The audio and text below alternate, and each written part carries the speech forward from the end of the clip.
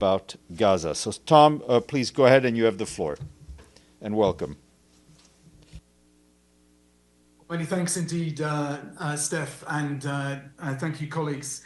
It's nice to be joining you on a day with some good news and a moment of hope and opportunity, as the Secretary General has set out earlier. I'm conscious today that that George Mitchell line about 799 days of failure and 1 day of success is the nature of diplomacy and of peacemaking, and we've had to wait almost 799 days, and let's make this day of success count now. President Trump's peace plan must be the basis for life-saving work throughout the region and for saving tens of thousands of lives. So we must seize this moment with collective will, with determination, and with generosity. There must be no backsliding on the agreements that have been made. There will be some who will seek to prevent President Trump's plan from being implemented, and that must not be allowed to happen. This cannot be a false dawn for civilians in Gaza and Israel who are so desperate for peace, to see again their loved ones and their families after so long waiting, and to live lives free from fear. So our plan, detailed and tested, is in place.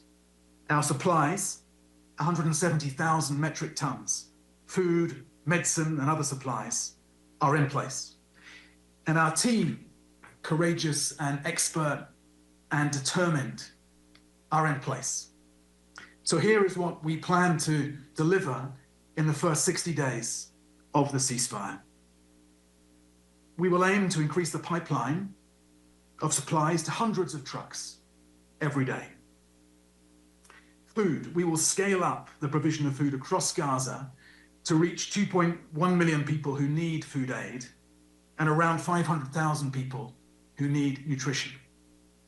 Famine must be reverted in areas where it has taken hold and prevented in others.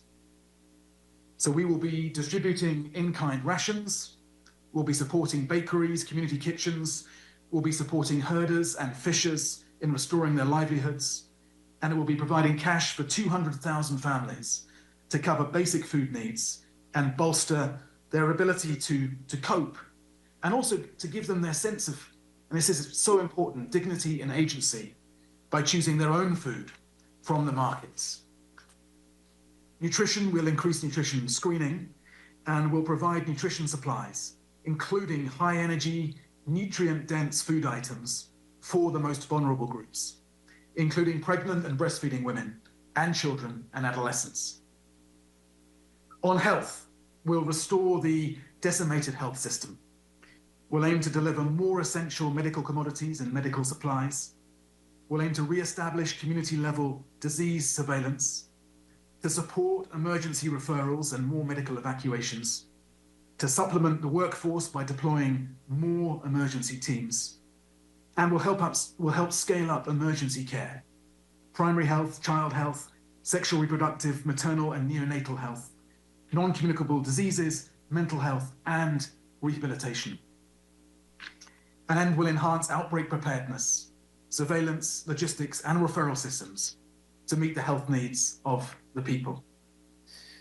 On water and sanitation, we're targeting 1.4 million people with water and sanitation services. We'll help to restore the water grid, so to build up people's reliance on water tracking, including by providing fuel, generators, chemicals, materials, and supplies. We will install latrines at the household level. We will repair sewage leaks and pumping stations. We will move solid waste away from residential spaces, and we'll provide hygiene supplies, soap, shampoo, laundry, detergent, sanitary pads. Shelter, we will now carry out a massive scale-up in shelter provision, including to help families to prepare for winter. We'll bring in and distribute thousands of tents every week, in addition to tarps and other items. We'll focus on bigger and more vulnerable families and those in particularly dire conditions in underserved and overcrowded sites. And we'll prioritize people who've been newly displaced and the returnees who've lost their homes. Through all of this, we hope to prepare families for the rainy season, the winter season ahead. Education, we will reopen temporary learning spaces to provide activities for 700,000 school-aged children, and we'll provide them with learning materials and school supplies. This is the plan. We can deliver it. We've done it before, and we will do it again.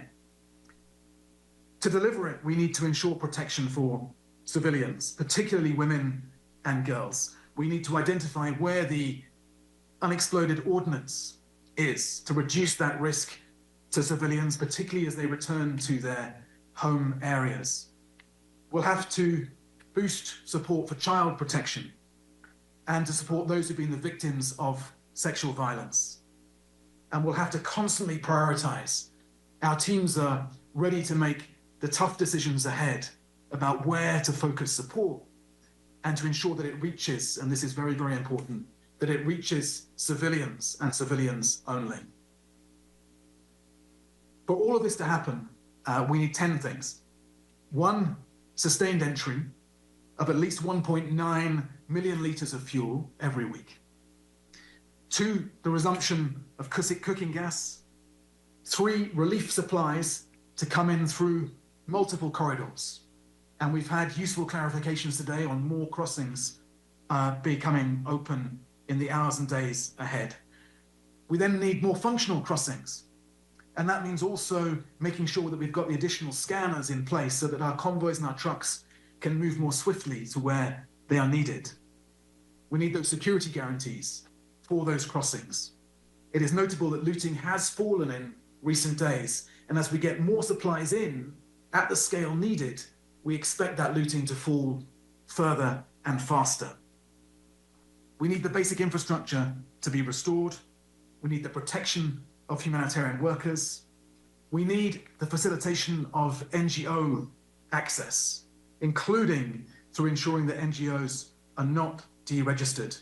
The UN can deliver at scale, but we cannot deliver without our partners in the humanitarian movement. 9, we need that rapid and unimpeded facilitation, the passage of our humanitarian relief for civilians in need wherever they are in the Gaza Strip. And finally, we need to ensure that our operations are adequately funded. This is critical to our ability to meet these overwhelming needs.